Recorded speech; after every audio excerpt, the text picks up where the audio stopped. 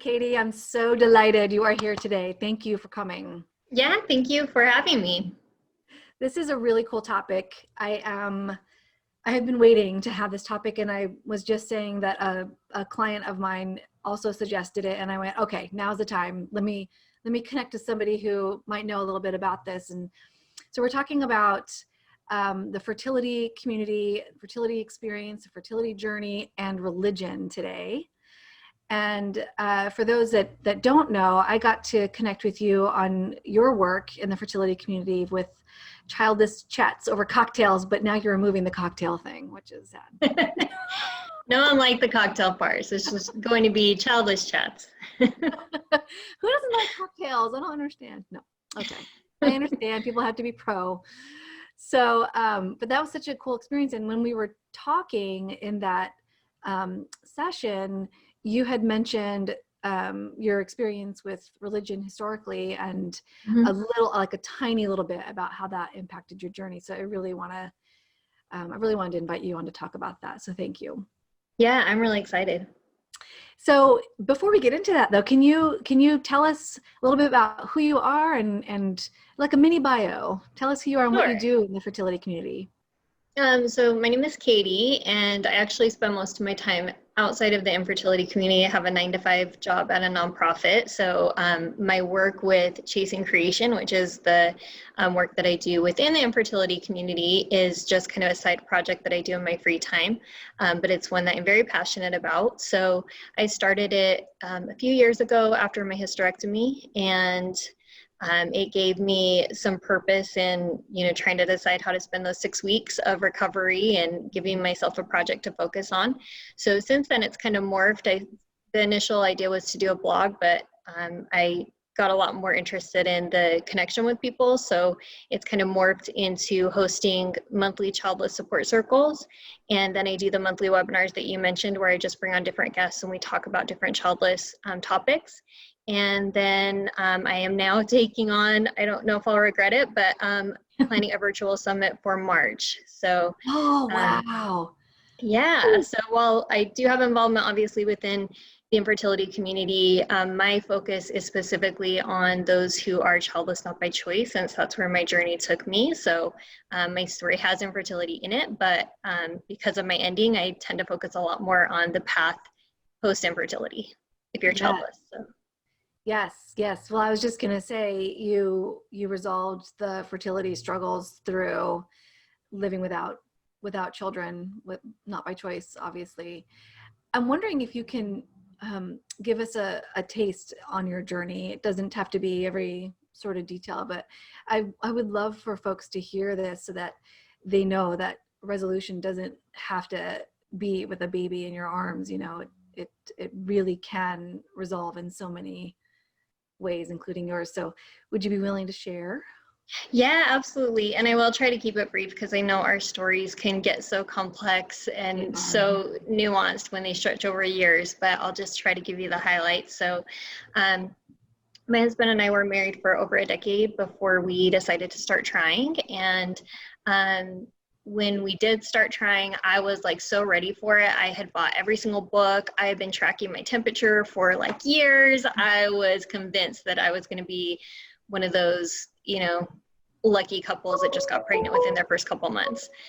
So we started trying.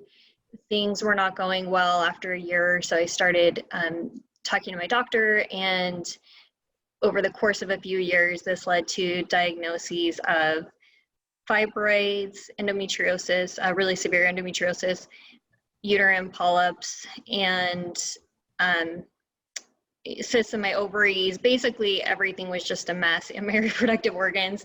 And I had symptoms of all of that, been in severe pain and all kinds of symptoms for decades. And it took me about 20 years from the onset of my symptoms to get diagnosed with endometriosis.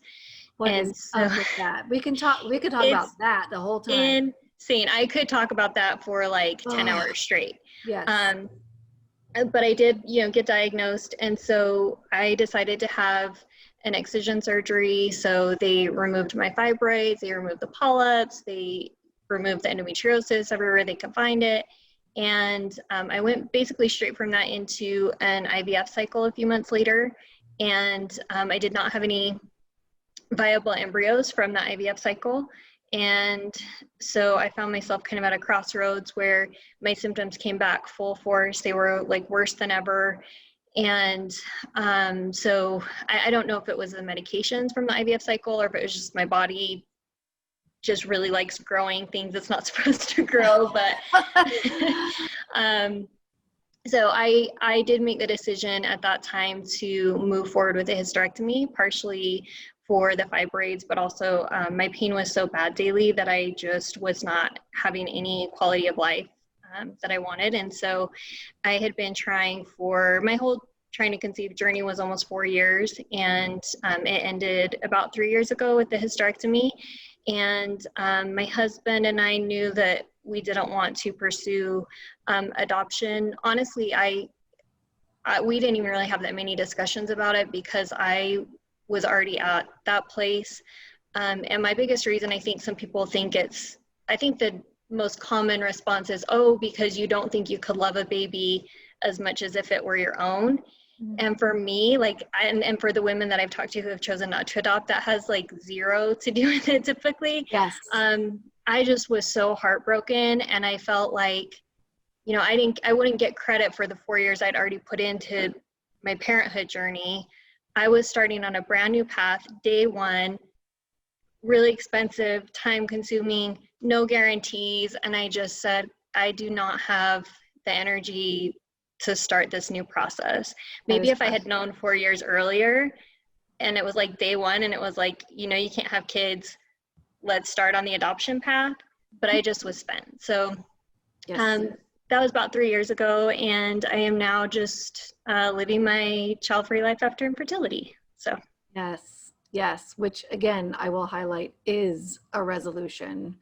Yes, absolutely. Certainly, you know, the nuances that, man, I need to have you back. Maybe we can talk about that.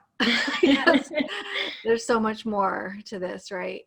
Absolutely. But certainly want to give people hope around that yeah, you don't have to fall in love with adoption or you're like a bad person or something. That is so like weird to say. You don't have to need that or want that. And yeah, it's a misunderstanding around not wanting to follow the adoption path, thinking, oh, I can't love a non-biological child. It's rarely the reason people don't choose adoption. It's a whole new journey, and you have to, yeah, you're starting from square one. So now when you think about it, here's this big, and this is only like we've scratched the surface of your experience, right? That by itself, so traumatic and heartbreaking and heart-wrenching. And then you have a career, and then you have family, you know, to contend with. You have a partner. And today we're only talking about the religious piece. So all of this is giant.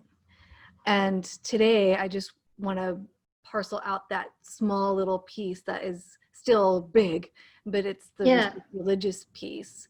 Yeah. So I'm curious about your experience with having this diagnosis and all these medical things all tied to building a family, and how your upbringing and how you were brought up in the church. Yes?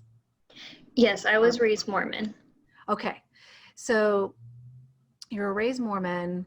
Here are these specific beliefs within this religious community, and how can you just speak to that and how it affected your psyche and your emotions, and just riff on that for a little bit on your journey. How did it affect that? Yeah, sure. So like I said, I was raised Mormon, and I had considered myself not Mormon anymore by the time I started my trying to get pregnant. And so at the time, I didn't think that it would have a big impact on me. But what I found is that in therapy, I kept having these narratives come up that when I traced them back, the stories I was telling myself or the messages I was giving myself, a lot of them did stem from the beliefs that I had been given growing up Mormon, and a lot of them were very challenging for me. And I was surprised at how embedded they were. So I think, especially within Mormonism, there can be a very narrow view of what women's role is in the world. It's, you know, pretty conservative religion, and there's actually this belief that once you die and you're in heaven, if you make it to the highest level of heaven, which there's these like multiple levels, then you get to become a god and goddess with your husband and wife, and you get to actually like procreate and create your own world. So you're like the god of your own world. It's kind of a theological doctrine that is pretty unique to Mormonism. It's interesting. So yeah, so it kind of creates this dynamic where everything focuses around family. So you know, you hear all the time in the church, like families can be together forever, and there's this idea that you go through this ceremony where you're sealed to your family forever. So you're kind of like eternally linked, and that includes children, and there's a big focus on progeny and legacy and connecting those generations. And I remember growing up that, well, definitely for me, just personally, I was 100% in that mindset. So even by the time I got married at 24, my husband was not Mormon, but I was, and I had not gone to college. I didn't plan for any kind of career or anything because I was 100%, I want to be a stay-at-home mom. That is my life goal. I don't see any path outside of myself besides that. And so it was difficult for me. Like I said, we were married for almost a decade before we even started trying. And a lot of that was because my husband was not sure 100% if he wanted to be a parent. Mm-hmm. And so in the meantime, I started thinking, oh, I'll just take classes here and there. I'll do other things. I'll get a job, and built a career for myself in the meantime, kind of unintentionally. I'm glad I have it now. But that's just to say that it was my only goal, was to be a mom, and that was how I saw myself. It's the role that I wanted.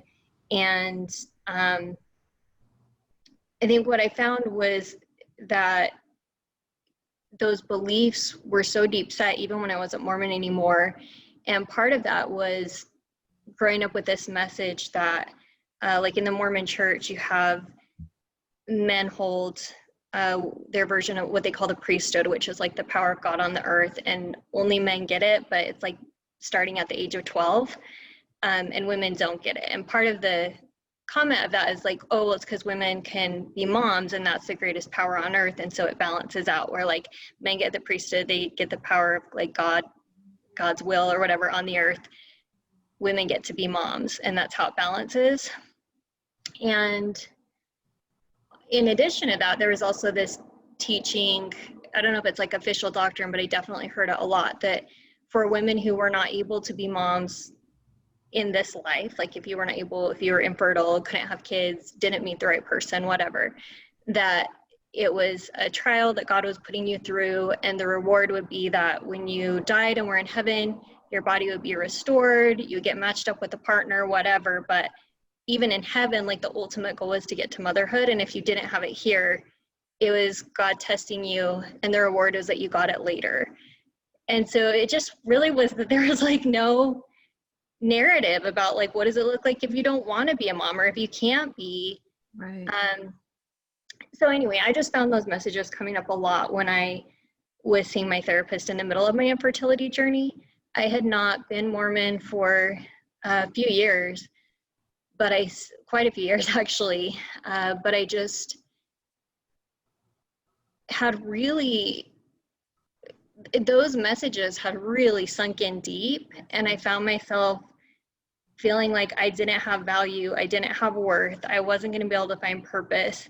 And even though I never would have said that to somebody else who was experiencing infertility, I felt that way about myself, and I could not shake it. I really tied this idea of motherhood to my value as a human being, as a woman, what my purpose was. Yeah, it's amazing, because I was gonna say, you didn't consider yourself, as part of the church or maybe even religious at that time, and yet this narrative that you had, I think mirrors what other people might experience being in still, considering themselves part of the religious community. And by the way, Mormonism, it has its own unique doctrine and practices, right? But it's not, by itself in terms of its Yeah. expectations like this, right? There are plenty of religions who share similar values and ideas around motherhood. Yeah. And I often saw that echoed in, as I was getting into infertility communities online, you see those messages all the time where it's like the idea of miracle babies, that if you just keep trying enough and stay worthy or stay focused or pray enough, that the reward is that God gives you a miracle baby, God gives you your blessing in the end. And you even see when women do end up getting pregnant, a lot of the language can focus on, oh, I was faithful and God finally gave me this miracle, or God finally gave me the blessing. And you just have to wait long enough, or you have to want it long enough, or pray hard enough, or be worthy enough, or have enough faith, or whatever. Yes. And so I don't think those messages were coming from necessarily Mormon communities. I mean, maybe some of them were, but just generally within the infertility community, I see those kind of messages come up so much. That's and right. It does not really take into consideration the other side of it, which is, what does that mean for those of us who don't end up with a baby? Does God love us less? Did we not pray hard enough? Did we not have enough faith? Did we not deserve it? And so it can be a really difficult place to try to navigate the two kind of outcomes and what that means. Yeah. And so I think you're talking about those narratives that you had for yourself, but I wanted to be explicit for people. So narratives that you had, I'm not worthy, or I don't have value without being a mother. What else? I mean, I think those were the big ones. I felt a lot of shame. I felt a lot of guilt, especially that I couldn't give my partner a child, that I couldn't give my parents grandchildren, that I had somehow like failed as a woman. It just, I don't, that like nothing else that I could do in my life would be as meaningful or provide enough purpose. You hear mothers sometimes say, like, I never knew love until I had my child. So this idea that like whatever you experience that you think is love, it's this like shadow version of what we get, and you'll never know what it's like, and you'll never experience anything that strong in a different form, because that's just reserved for us, and it's like the platonic ideal of love. And so it's hard. I mean, you end up being in kind of like an outsider's club in so many ways when you're infertile or childless, that you already feel like you don't fit in. And I think in a religious context, if it's somewhere where you're going for comfort and strength and community, that can be extra challenging if you're not getting those things when that's the place you've been taught to turn to, or when historically has worked for you when you've had a challenging time. If you go there for that comfort and I don't know, don't get what you need back, I think that can also cause more of like a faith crisis too. Yeah, I was wondering if you could actually speak to that. How does an infertility diagnosis affect, or how I mean, just obviously speak to your own experience, but I'm wondering also how others feel about this. If you can, I don't know, maybe take an educated guess, but how does it affect relationships within the religious community, or does it? So I don't feel like I can necessarily speak to this very well personally, because like I said, I had already been, I don't consider myself religious now. I consider myself an atheist, and I haven't attended any kind of religious community for a lot of years now. But I have heard a lot of women say that some of their greatest pain points are kind of pushed on at church sometimes. So a few things that I've heard from just, women that I interact with in the community I've created, is that especially like days like Mother's Day can be really difficult when churches, I know Mormon churches have this, I didn't know it was a thing that other denominations have, but it sounds like it is, where on Mother's Day they have all the moms stand up and they're all given flowers. Yes. And then having to sit down in the pew and not being able to stand up and be recognized when it's like the one thing that you want, or if you're in the middle of infertility, or that's your greatest longing that you wanted and you can't be recognized in that way. It's like a very visual way of I don't know, just seeing the difference. And I think that could also be true for other holidays. Religions rely on rituals and traditions, and if those rituals and traditions don't make space for people who may have a different narrative or a different story, or don't share that same, and I know with the Mormonism it kind of felt like there was a cookie cutter plan for your life that you're supposed to follow, and if you're outside of that you kind of get in the out group. So those are a few examples that I have heard of, and it seems like some of these could be really easily solved. Like if you're going to do a ceremony on Mother's Day, how about just including, we want to recognize all the mothers, those that have mothers' hearts, those who yearn to be a mother. I don't know, just including, like making the language more inclusive, or recognizing the contributions that all women make to their congregation and helping with the other children. If there are so many ways in congregations that you're contributing your time and talents and energy. So I don't know, I feel like seems like there could be some simple fixes. Like, could you start some kind of activities or clubs or groups within your church that are not centered on moms and mom activities? I've heard that a lot too, that it's like most of the activities center around being a mom, and so you can't go to a lot of the after church activities or the weekday activities because you're left out. So I don't know, it just seems like there could be some easy fixes to this. Yeah, I mean, those are very simple, just language changes too. And I'm, when you were talking, I'm thinking about folks that have lost children, who've had miscarriages, repeated losses, or had failed adoptions even.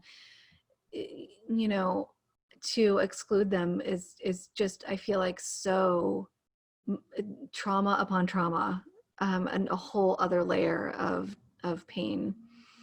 So thank you for that. I appreciate your insights and the ideas around how that can be easily remedied. I hope people are listening. I know, I'm like, I don't really feel like I'm the right person to do it because I haven't belonged to a congregation in like over a decade, but I do, it does seem like just generally there could be some easy fixes. And maybe if you're at a place where you are feeling a little bit stronger, you've got a really good relationship with your pastor, or with other members of your congregation, I don't know, maybe having that conversation and seeing if there are some changes that you could talk about openly that would make you feel better about attending. Because I do think it does come to that idea that I spoke of earlier, which is just that, like, this should be your place of solace. Yes. This is the place where you should go to get away from your weekly trouble, where you feel at peace, you feel loved, you feel included. Mm-hmm. And if there are practices that are unintentionally, like, I don't think anyone is doing that intentionally. I just think they're not being thoughtful about how it might be being received by someone who has a different experience. So, maybe if you're feeling strong, go talk to your pastor, talk to some of your congregational leaders, and see if they, may be open to making some adjustments. I keep saying like pastors, which is very like Christian. I'm sure I come from a Christian background, so that's what I'm most familiar with, but I'm sure that they haven't figured everything out in the other world religions either. So right. I'm sure some of this is applicable. Right. Some of these words are exchangeable. Speak to an elder, speak to a pastor, speak to a priest. I think people can pick up are picking up what you're putting down. I was curious too, when you had obviously you'd left the church, you said that. Did you have family that were still involved with the church? And my family is about split. So I've got about half that are still Mormon and about half that are not. So okay, we're kind of a mixed bag. How did they react, or was there any unusual or unique maybe reaction as it relates to the church with your fertility stuff?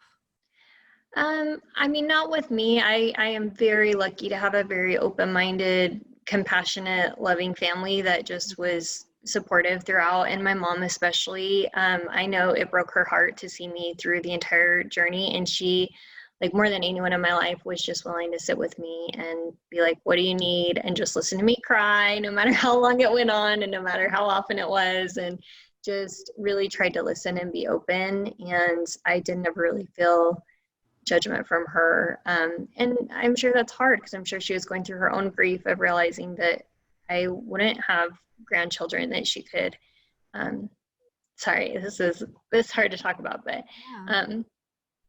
you know, that she wouldn't have grandchildren from me. And seeing me want something so badly, I think the reaction is typically to want to say something to take away the grief or the pain. And so that's where you start getting those really obnoxious comments of the kind of the toxic positivity of just, you know, keep praying and it'll happen, or if you just keep trying, like, you know, that kind of thing. And my mom never did that. She was just so understanding and just was really willing to show up and ask me what I needed and just do that. So yeah, I was very lucky. I'm sure others probably, you know, it doesn't go that well, but just happen to have a very compassionate, loving family. So I didn't ever feel like judgment in that way. Good. Yeah. You know, it's interesting. I'll speak to my own experience briefly. I am not, I am not religious. I did have a year of Mormonism though. I was baptized when I was 17. I feel like I should write a book. I didn't know that. Yeah. I want to write a book called My Year of Mormonism because it was so interesting. You should. Yeah, it was a wild ride. But I think I'm just more fascinated by religion and different beliefs, and I'm open to learning what other people believe. I just find it so fascinating. It's probably the therapist in me. I just love to learn how people, you know, believe and live and work. And but when I came across ultra religious people, I grew up Christian. My whole family is still very, very Christian. I'm not religious at all. I'm very spiritual, but I have a brother and a sister-in-law who are extremely religious, Southern Baptist. And I had a particularly rough moment in the fertility world, as tends to happen. I had a failed cycle, and my sister-in-law, well-meaning, said something very religious, you know, something with the language that really just bums me out. And I had a big pissed off reaction. Basically, fuck you, don't talk to me like that. I don't need to hear about having more faith. I have more faith than God right now. And I'm still not pregnant, okay? So I'm wondering, and this is how I talk, sorry, religious folks, this is how I talk. I curse every now and again. So I'm wondering if sometimes, this was my next question to you. I was wondering about these kinds of shifts where people have these really deeply held beliefs, but then, you know, repeated losses or failed cycles or more, you know, difficulty in this fertility process. And then like this shift, religiously speaking. I know, again, you're already out of the, you know, religious realm, but have you seen that happen? Shifts happen in the way people even respond to others in the religious community or even their own churches, or any ideas? Yeah, I don't know how I can really speak to others, but I think even though I don't consider myself religious, I definitely had a lot of shifts within the process where I found that the typical places that I might have gone for support or comfort or guidance, advice, were not serving me the way that I needed. I wasn't feeling comforted. I wasn't feeling supported. And so it definitely created, I guess you could call it more of like a spiritual path of me really needing to connect to my own power, and feeling, I think there was some like comfort in getting to a place where I really felt like I was not, nothing was predestined. There wasn't meaning attached to this. The universe didn't make me infertile on purpose. And again, this is just my own belief. You know, this wasn't some like cosmic thing that, like, sometimes people will say to me, oh, I think this was supposed to happen to you so that you could start chasing creation, and now you're helping so many women. Like, I don't believe that. I started chasing creation because I needed healing too, and I wanted to feel community. I could have just as easily not done it, and I could stop tomorrow. You know, it's something I created that came from me. And so for me, that feels empowering. I don't like the idea that the universe or God or something else is guiding my destiny and that there's this preordained path for me. For me, it feels really powerful to feel like I get to choose my own destiny and decide what my life looks like. Yeah, and then I think the other thing is I spent a lot of time getting a lot more connected to like the cycles of the earth and nature, and being able to see my own life in the context of those like seasons and changes that the earth goes through and that you see in nature, and my infertility and my life being more of a part of that. There was something kind of comforting about that, that it's just biological, it's natural. And in conjunction with that, I also got very into like mythology and archetypes and Joseph Campbell and Carl Jung. And it helped me put my grief into context and provide meaning and suffering. And I don't know, there was something really comforting about reading stories from mythology or archetypes and seeing that suffering is a human experience, and maybe no one's had my exact story, but people have felt the depths of pain that I felt when I was in my worst grief. And that brought me a lot of comfort too, in being able to see this connection to the human experience that we all have. And so while it's not, definitely not like religious, or maybe even, I don't know if it fits in like a spiritual realm, but that worldview and that perspective is really what got me through those hardest years of infertility, and then coming to terms with being childless and working through the grief of that. I did a lot of like moon circles where I would write up my own rituals, and a lot of times they would be connected to archetypes and help me ritualize some of the grief that I was feeling. And that was so powerful to me because I don't have a place for ritual in my life. Like, I do think that's important for us to create traditions and ritual. And because I'm not religious, there were some really powerful ways that I was able to do that for myself in a way that felt good to me. And that helped me a lot in working through a lot of that grief and that experience. You're saying I don't even know if that could be considered spiritual, and I'm like, yes, it is. Yes, it is. Yes, it is.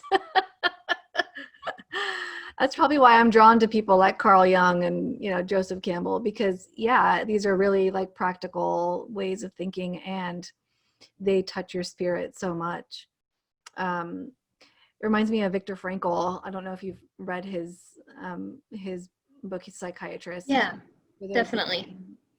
Yeah, he, if you haven't read that book, folks listening or watching, and you want to be able to create meaning out of your really difficult experience, there you go. Pick up Man's Search for Meaning by Viktor Frankl. He was in the Holocaust in a concentration camp, and developed a whole therapy out of it. So, well, my next question to you is going to be around how folks can find solace and comfort within their religious communities. But I think you've touched on a lot of really good points.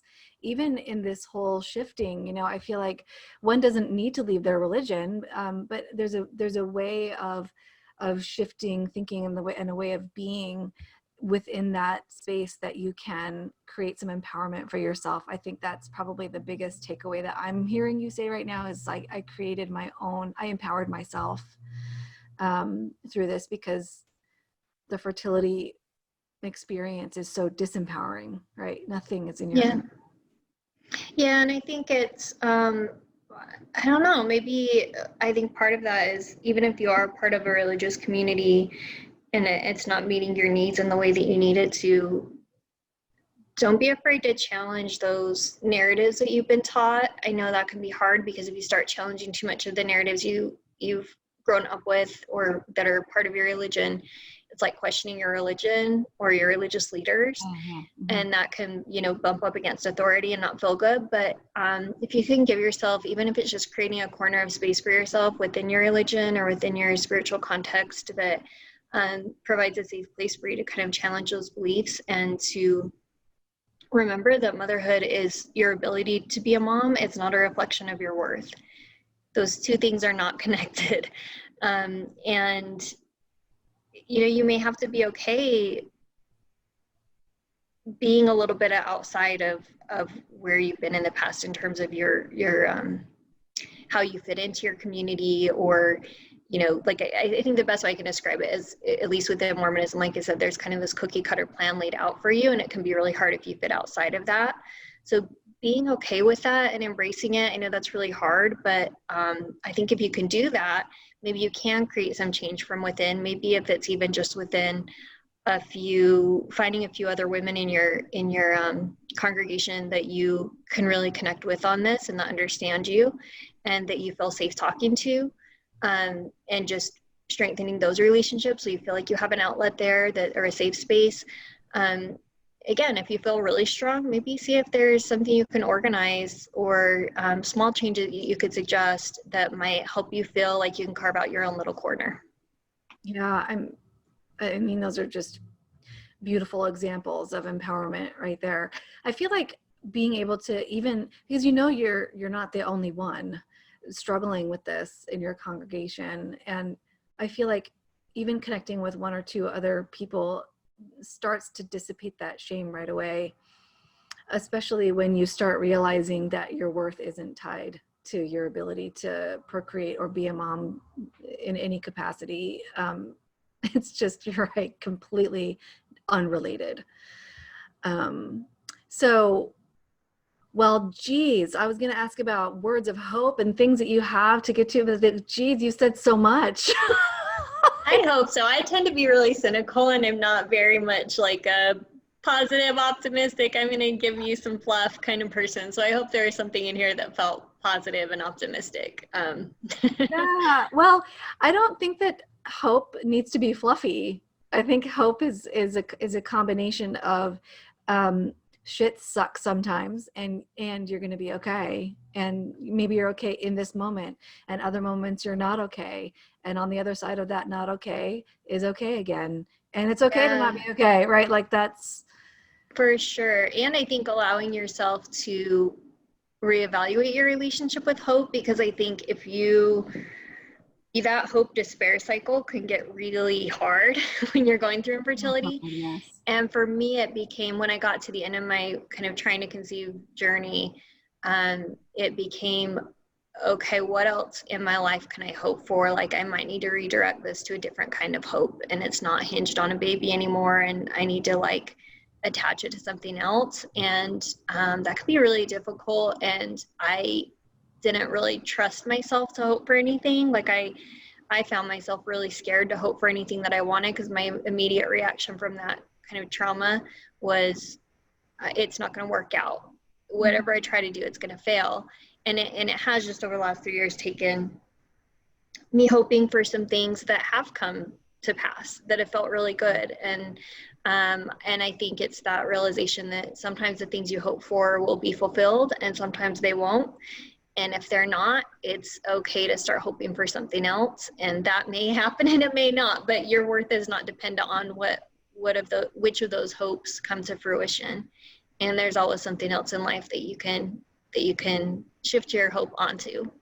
Yeah, I think that there's a relative, it sounds like you're cultivating for yourself, and what I hope others are picking up on is that is a sense of felt safety. Finally, it's okay to hope for something and have it not happen. I'm still safe, and I don't know that there's anything more hopeful than that, because when we're in this world, this fertility journey, it feels just like death is around the corner, even though someone outside of the community, I had a colleague of mine, a psychologist recently, I was talking to her about post-traumatic growth and in the context of infertility. And she's like, and you consider infertility a trauma?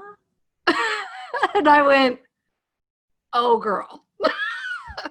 Oh my gosh. And Wow. I think in my case, and I know the case of a lot of other women, a lot of times our infertility happens in conjunction with getting medical diagnoses and having to work through sometimes medical trauma as well. Right. That just piles. So yeah, it is unfortunate that there are people, especially, did you say she was a therapist? Yeah, Okay, that's colleague. sad. I hope no infertility clients are going to her. Or that if they are, that she's calling me and saying, can we consult? Yeah, absolutely. Because yeah, it's unfortunate. And I think it's getting better. I do. There's some hope there.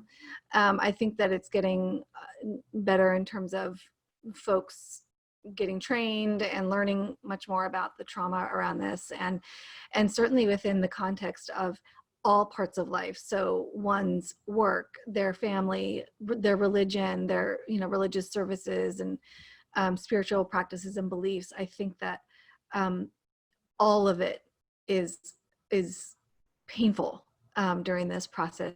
It just becomes life, and so of course it's going to be quite altering, life altering. So Absolutely. It really does put into question every part of your identity. I feel like there was no part of me that was left untouched in the process. So not one little tiny sliver of you. Yes. Okay. Well, yes, I have pulled, maybe it's my optimism, but I've pulled out a lot of hope from what you've had to say today. A good. lot of comforting things, a lot of ways that folks can empower themselves within their religious communities.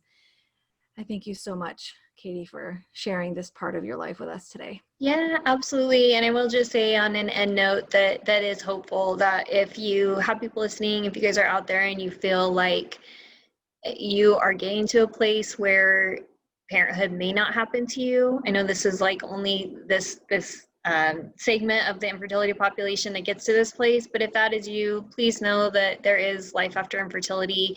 It can be beautiful and wonderful and full of meaning and joy and purpose and love and all of the things that you want in life. It just may look different than you expect.